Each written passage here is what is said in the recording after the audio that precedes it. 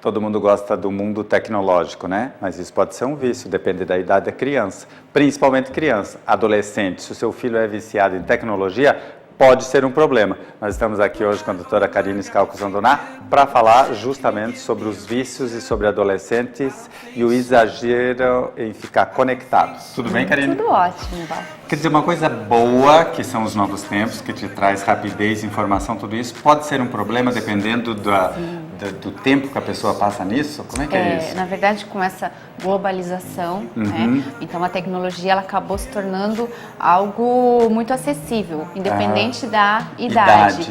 E existe, né, algumas pesquisas que falam que o aparelho, né, eletrônico ali, celular e tablet, iPad, computador, eles por si só, eles já atraem, né, o adolescente ou a criança para que eles tenham já uma tendência a estabelecer um vínculo onde não tem vício, limite. Na verdade, né? Isso.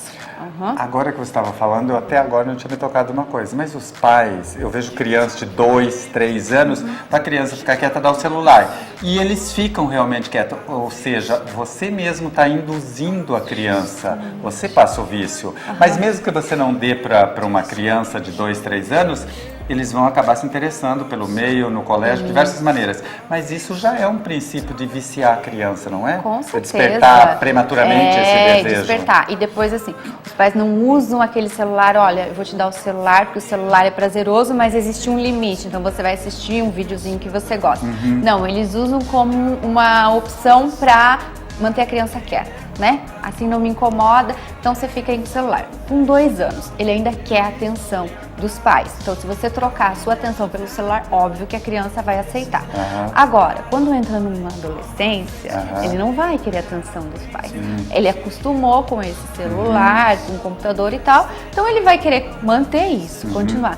E Val, o uso indevido desses aparelhos faz com que tanto a criança como o adolescente, até os adultos, se limitem a fazer outras atividades. Né? Porque ele fica aquele vício, aquele hábito contínuo, que cada vez o tempo vai ficando maior, vai se dedicando mais àquele vício, e tudo que é vício é um problema.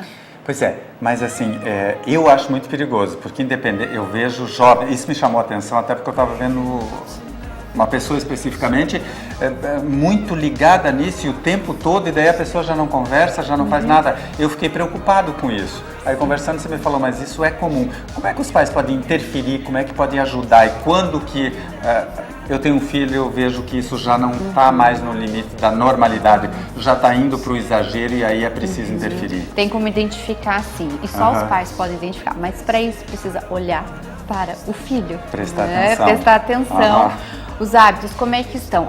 Ele tem ficado mais no computador do que tem saído com os amigos, ou tem ido, sabe? Tem outras coisas que o adolescente pode fazer que também são seguras, porque às vezes os pais pensam, ele tá no computador, ele tá quietinho, tá tranquilo, tá dentro de casa. Não, porque a gente não sabe o que tem atrás do computador, quem tá lá do outro lado. Então existe o risco, sim, é algo que é preocupante.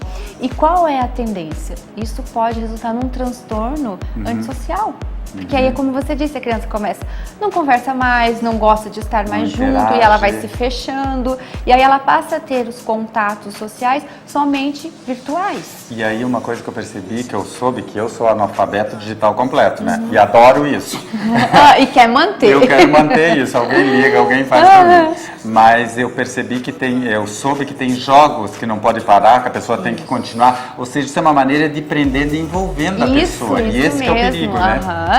E por trás ainda mais disso, para um adolescente que acha que sabe tudo, mas não sabe. E a gente tem que pensar assim como pais, por trás disso existe uma venda, existe um comércio. Então eles vão fazer de tudo para atrair, aí ele vai, a criança, né, o adolescente vai gostando daquilo, ele vai se envolvendo e quando vê ele já está pedindo o cartão de crédito do pai para fazer alguma aquisição de jogo, para comprar e tal, algumas modalidades. E Karine, assim, quando o pai fala alguma coisa, ou a mãe, o adolescente tem uma coisa de rebeldia, mesmo que seja verdade, ele não aceita.